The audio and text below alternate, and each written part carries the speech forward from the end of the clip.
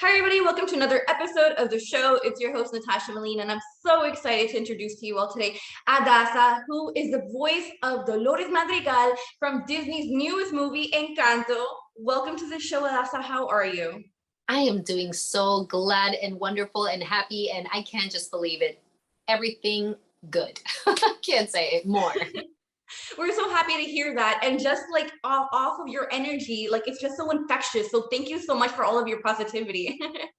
Thank you. Of course. Dream come true, honestly, the whole process. And right now, fourth week at the Hot 100s, number one, 6 times on the Hot 200s, we are all floored. And it's really been just the people, everybody who has been cosplaying the characters and singing and doing the choreographies and remaking scenes. It's been all the support that the people have really embraced this film that has made it what it is now. Yes, of course. So I was going to get into talking about that. So I'm so glad that you brought that up. We don't talk about Bruno. Who does not know that song? As you said, it's currently at its fourth week on the top 100. It's incredible. It kicked Adele out of first place. It surpassed artists like The Weeknd. I mean, it's insane. And to be a Disney song, especially as an ensemble, it's something that hasn't really happened before. So this is just like a record all around. It's amazing. How does this feel for you? I still can't believe it's real. Like I still turn on Disney Plus and I'm like, I watch Encanto with my kids and I'm like, I can't believe it. That is us. It's not just my dream come true, but my 8-year-old, which just turned 9 this week, her name is Isabella. She was cast as one of the town kids. So to be able to hear both of our voices in this and to feel it in a multi-generational level, even within my own family, it's just amazing. This is so beautiful. I did not expect to cry, but I feel like I'm tearing up already because as you said, this is your family and it's literally your guys' voices, but I also feel like it's my family as a young Latina too. It's all of our families. It's something we can all relate to. And we didn't have a lot of representation, say for, us Latinos growing up and everything. I think Disney really gravitated towards the need that we all had and maybe not necessarily had been voicing. I think they knew what we all needed because it's not just the characters that they made, but the people who play them. When you see Mauro Castillo, who plays Felix, he's a dark-skinned Afro-Latin man who is the party and el guacharanga and everything he says. And then when you see Carolina Gaitan, who is also Colombian and who is also in this film that is representative of another type of Latino. I am also Afro-Latina, not the same as Felix, but we are both Afro-Latinos. I'm more Guajira. My family is Mas India Guajira. So like we get to be who we are and see ourselves reflected in this film as who we are. And that is the joy and the beauty from the texture of the hair to the way we dance to the food that is represented. I think it goes down to such a rooted way for all of us to feel acknowledged because the Latino family isn't just one color, isn't just one type. We can, like, even in my family, I have a little girl who's Afro-Latina and the other ones are not. They're lighter skinned. They're like their dad, with the straight hair, but then just one, that's what it is, and that's what a normal Latin family looks like, and it's exactly like La Familia Madrigal. And I feel that's what, even though you were saying, you feel yourself represented in this film because even down to the food, la sopita que tenían, el sancocho, las arepas, tú sabes, Uy, rico. el cafecito, Lo Yes. siento. And I'm so glad, again, us Latinos, we can all relate to it, but then at the same time, those non-Latinos are also able to see more of us. And, because usually maybe they're more used to thinking, oh, Latino looks this type of way or that type of way. No, we are also different and diverse. And I love that. Like you said, like in real life, all of the actors, all of you, part of the cast, are so representative of all the different kinds of Latinos. And then again, on screen, the characters as well. And one of the things I love seeing upon the release of Encanto was the fact that so many people were tweeting. And as you said, they were cosplaying and dressing up. But not only that, I know you guys have seen it. There was like a photo of a small child who just identified so much with Antonio. And then also with the other characters as well. It's just something so beautiful to see because their eyes light up, and then to know that you guys are the reason for it is amazing. Yeah, when I grew up, I was watching telenovelas and shows with my grandma, and people of color would be there, but not in a position of power or alcurniosidad or a principal in a film. They would be the dancers or the nannies or the ones serving the food, anybody who looked like me or was dark skinned. And now they're all principal characters. That's what I love about Disney and the way that they portrayed a family as equals. No matter what shade, no matter what the background, you are all a family. They're all serving the food together. That scene, and we don't talk about Bruno, when they're placing the table, you know, and putting the plates on the table, we're all singing around. And it's like, we're all joining in and doing this activity together, and we're all equals. And that, I feel like so many kids needed to feel acknowledged and felt like I'm a principal character. That could be me next year. And yeah, that's what they've done. Disney has done it. Like Lin-Manuel Miranda started the conga line. And honestly, when what happened with In the Heights, it really hurt me, because I'm like, this is a guy who's trying, you guys. Like, he has done it. He did In the Heights. He's done Hamilton, things that nobody would have ever dared to do. Lin-Manuel was like, oh yeah, I'm gonna do something about Hamilton. And by the way, they're all gonna be Afro-Latinos and dark-skinned people. And yeah, this is how we're gonna do it. And I say yes. And he did, you know, se arriesgó a hacerlo. So when what happened with In the Heights, and he honestly took it, which was a gracious thing from him. But there were so many projects like Vivo that were in the works, and like Encanto, 5 years in the making. It wasn't like he just on a whim, he created this. This was so many projects that take so many years to develop. And I just feel like more people need to join in the conga line. So come on, everybody, won't you do the conga? Yes. Oh, you can't control yourself any longer. I just feel like, why don't more people join in? And I think that Encanto has created the need for more media to be catered to us Latinos, because people have spoken. Look, 4 times #1, breaking all records from, you know, what is it? Since the first Disney movie that ever went #1 for Aladdin, you know? It's done it. So the people have spoken. There is a need, there is a want, and there are so many talented people out there that just need the mic. And finally, they're being seen and they're being heard. There's a space for us now in media. As you said, Lin-Manuel Miranda, this is not just something that he did on a whim. It's something that he's been working on, and he is working on. He's like, I feel I would even go so far as to say he's a pioneer for us in this space. It's just incredible. So exactly. Like Dolores would clap. Yeah. Yes. He had a pioneer in this, and I feel so glad, because so many people have hidden behind the banners of other, you know, hey, I can pass for African American. I'm just gonna say I'm African American, because there's not that many opportunities for Latinos. And now he's made us feel proud of our heritage, proud of our roots, proud to say, you know what, I am Latina and I'm Colombian and I want to do this, and I'll find my own space and I will do it. And with social media the way that it is today, if you have a YouTube channel, if you have your TikTok, if you have your Twitter, if you have an Instagram, you can make your talents seen and heard, and you never know who's watching. Because for me, even though I have done things with Universal, and, you know, I was with Universal Latino for years, and I did things with Snoop and Pitbull and all of that, Disney got a hold of me through my YouTube channel, through a video that had like 300 views. It was called Por qué no yo, and I was testing out this new sound, and it was like, háblame claro, dime por qué acabó, lo de nosotros fue más de una noche de simple pasión. And that's the realm I took, which ended up being what they liked for We Don't Talk About Bruno. When I go, hey, good to live in fear, Bruno stuttering and stumbling, I can always hear him sort of muttering and mumbling, I associate him with the sound of falling sand. It's a heavy lift with the gift so humbling. Always left abuela and the family fumbling, grappling with prophecies they couldn't understand. Do you understand? Wow, that was amazing. As a Disney fan, as a fan of Encanto, thank you for that really quick. That was beautiful. Yes, so as you said, I do want to get into talking about the fact that they scouted you themselves. Again, off of a video that you say had only 300 views. A lot of people try to give up when they don't see immediate results. And the thing is, you need to be in it for the long haul if this is what you want. Mm-hmm. Because I am by no means saying that it's an easy road. Being an artist, being a singer, being an actress is very difficult. But if it's what you love, it's like breathing. My husband has this masterclass. It's called Production Music Masterclass, in which he teaches producers how to just love what they're doing and love their process, and then be able to get their music on film and TV. And he always says that. He's like, if you love what you do and it's like breathing, why would you charge somebody to breathe? Yeah. You wouldn't. Wow. You'd be like, $5 so I don't take a breath. You can't. So for me, music and now acting has become breathing. I love to do it. I love to be with people. I love to talk. I love to share.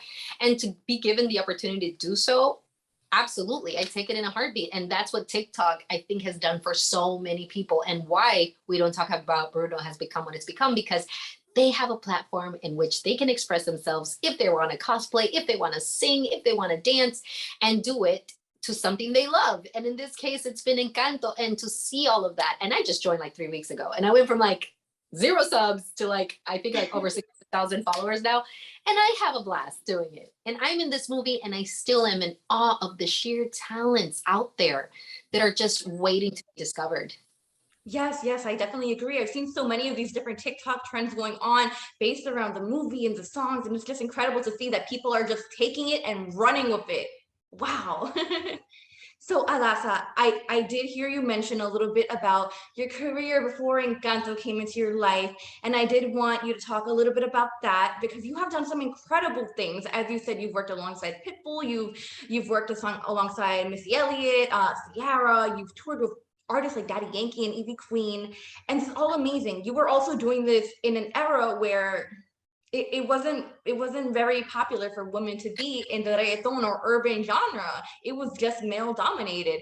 And now here we are in a different era. So I want you to talk about how your experience was then and what it's like for you to see all the women like Karol G and Becky G dominating in reggaeton y urbano today. It was hard. I am not going to kid you, because when I did it, I have to give props to Universal Latino. They took a chance. Me being Afro Latina, which hadn't happened, being signed to a major label since Celia Cruz. And then I wanted to do it bilingual, and I wanted to do reggaeton, but I also wanted to do some pop stuff, and I wanted to do it in English too. And they were like, do it. We support you. That was a big risk. And so doing things with Pitbull and going off on tour and being in a very male dominated industry was not so much the issue as sometimes I feel that female artists start wanting to save their space so hard. And I think that's what happened with Evie Queen and I, because we were put on tours together, and sometimes she'd be like, if Adassa's there, I don't want to be near her. Her dressing room has to be far, or I'm not going to go on stage if she's going to go on there. And to me, it was like, we are two women, like seize the moment. Let's get together. Because you would see Don Omar and Daddy Yankee doing stuff together, or Nicky Jam and Wisin and Yandel. Like they were like growing up, like that's how they do it, just like in hip hop. You see how these people just, hey, you and me put song together. There's like 6 rappers in a song. Why didn't we have that? I think that now it's changed so much, and I'm so excited for the Nati Natashas and for Becky G, and they're always doing collaborations together. I feel that in the beginning, 20 years ago, when I started in this game and I got signed around 2003, 2004, being Colombian, dude, that was not in. Like now, oh, we got J Balvin, we got Karol G. It's a beautiful thing. Oh my goodness, Maluma. Back when I wanted to do it, it's like, oh, on top of that, ponle que soy 100% colombiana. Oh my goodness. No es boricua. Like sometimes radio would play the single, and as soon as they knew that I wasn't Puerto Rican, they'd be like, I don't know. And now I see it, and I'm so happy to be a part of the growth and the change. That excites me. I don't have like resentment towards it because it made me who I was. I got some thick skin now. I didn't when I started because, like everyone else, you think this fairy tale of what music is going to be, and everybody's going to love it, and I'm going to be famous. And I got to travel, and it was great. But I had to deal with a lot of the backlash and a lot of the pressure and a lot of the holdbacks in that time. But now being part of the change, it's phenomenal. It's just exhilarating. It gives me this adrenalina that you would not believe, because I know that other artists that have been fighting for their ground are finally getting their day, like to finally hearing them on the radio, finally seeing them triunfar. It is beautiful. It's exciting, but I'm not going to say it wasn't hard when I did it. When I started, estaba duro, pero ahora it's a moment of change.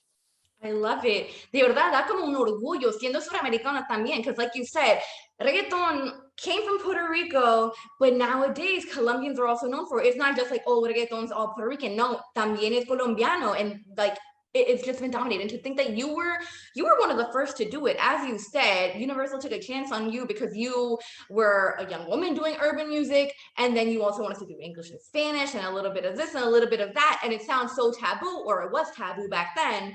But nowadays, that's the norm. So it's just crazy to think of how far times have come. And then, as you said, to see all the women teaming up nowadays, it's just something so special. As you said, that's something that should definitely be done. I mean, this new song, Becky G, Carol G, even them just being the G's, you know, people, when they first started coming out, they tried to like be like, oh, Becky G versus Carol G. And they were not about that at all. And I love it so much. I love it. Times have definitely changed. And it's for the better, because we do not build an industry in which women can thrive based on that animosity. If a woman wants to thrive, it needs to support other women. And look, I mean, let's go as far as saying Brenda K-Star. For people who know the story of Mariah Carey and Brenda K-Star, Mariah Carey was Brenda K-Star's background singer. She actually slept in Brenda K-Star's sofa. And look where Mariah Carey ended. Now, what if Brenda K-Star was like, oh no, Mariah's just too good of a singer. I'm not even gonna have her in my band because I don't want anybody outshining me. But that wasn't her position. Her position was, that girl can sing. I don't know where she's going, but she needs to have the mic. Somebody get that girl a mic. That's how I feel. I'm like, of course, I have my talents and there's other people that have other talents. The thing is, it's never a competition. If you're focused on your own growth pattern and you're focused on what you can do as your best, because what I can do as my best is different for another person. Their tone of voice, their flow, their everything, who they are as an image, not just vocally, but as a person, their background, all of it influences the music. So it's never a competition. We're all different and we all have something to share with the world. So why not support each other? And that's what I love about the G's right now, that they're supporting each other. And I wish there would have been more of that at the beginning, but I'm so glad to be part of it now and being more experienced. I'm so excited to be part of the women going, yes, and take this one and listen to this one, like Jessica Darrow in this film. She absolutely kills it. She's incredible. As a singer, as a performer, she's amazing. Yes, that's incredible advice that you just gave. And also, since we were talking about how the G's were being pinned against each other early on in their careers, it made me remember something that I saw also going back to Encanto and going around social media, was the fact that people thought that Isabella and Dolores might have had some beef at the end over a man, over Mariano, but that was not the case at all. So I just wanted you to give your perspective on that real quick. Imagine that would have been some awkward family get-togethers. You know, well, Dolores is a compassionate individual. At least I see her that way, because imagine the power that Dolores has. She has the power to hear everything, which means she knows the inside scoop of everyone, yet she doesn't use it for evil, you know, unless it has to do with the safety of the family, which is what she defends so much. I mean, she had to break trust. And I love that scene when Mirabel and her are having that moment and she's like, trying to be like, I can't keep this one in. But she has for so long. And she has love for her family. That is what is so rooted in this film, is that every character loves their family so much. They are willing to sacrifice their sanity, their peace, the love that they have for someone for and out of respect for the rest of the family. You know, so even though she had these feelings, until the end when she was like, have you met Dolores? And she's like, okay, I'll take it from here. Goodbye. Like, I've been rehearsing this in front of the mirror forever. So like it's her time, but she never takes, you know, Mariano away from Isabella, which is so awesome that I was signed by Walter Con, which is Maluma's manager. And 20 years later, we end up working together again on such an amazing film. And it's just amazing how life is. So like starting off in a world where women were not supporting each other. And when like one of the Divas tour that I went on, they called it the Divas tour because it was Evie Queen and myself. And Evie Queen was so mad about, oh, there's only one diva and it is me. And I was like, dude, there's space for more of us. There's space for more of us at the top. And that to me is reflective even in Encanto. There are so many divas in this, and it's amazing when I see the performance and I hear it that Stephanie Beatriz did. There's nobody else. She is such a dynamic, like, actress and singer. It's both, because when she says something, it's like you can feel it on so many levels, and only she could have brought it. And when you hear how Carolina Gaitan and the way that she's over the top and whatever, only she could have done that. Angie Cepeda, come on, only she could have done that. Maria Cecilia Botero, which is an incredible actress. So to me, the power of women in this film, not just in front of the cameras, but behind the scenes, which is like Charisse Castro-Smith, one of the first co-directors of a Disney film. Amazing. Yvette Merino, one of the first producers, co-producers of a Disney film, being in that nomination, to see their names up there. How powerful is it? The love and inspiration that they're bringing to so many women on so many fronts. It's just a joyous time to be a woman and to feel empowered in this day and age. It's amazing to be a Latina woman. I definitely agree. I want to thank you on behalf of the whole world for this incredible film, for this incredible message behind it as well. And let me just congratulate you again for all of the success that the music from the film has been having. And then for the nominations, it's been nominated to the Academy. It's just amazing to see. So again, congratulations, Adassa. It's incredible. Yeah. Thank you so much. And for everybody out there with a dream, never give up on yourself. And even if you don't know what your gift is right now, you do have one. Even if it's just being that shoulder that someone can cry on or that person that they can depend on. Believe yourself to be important in a family and in your community. You are loved and cared for, and you have so much to share. Let your light shine. Thank you so much for that message, Adassa. I'm going to ask for a quick favor right before I do let you go. You blessed us with a little bit of We Don't Talk About Bruno, but I would love it if you sang the other part that you have, which is one of my favorite parts of the song, is he told me that the just for me. Absolutely. He told me that the man of my dreams would be just out of reach, betrothed to another. It's like I hear him now. It's like I can hear him now. I can hear him now.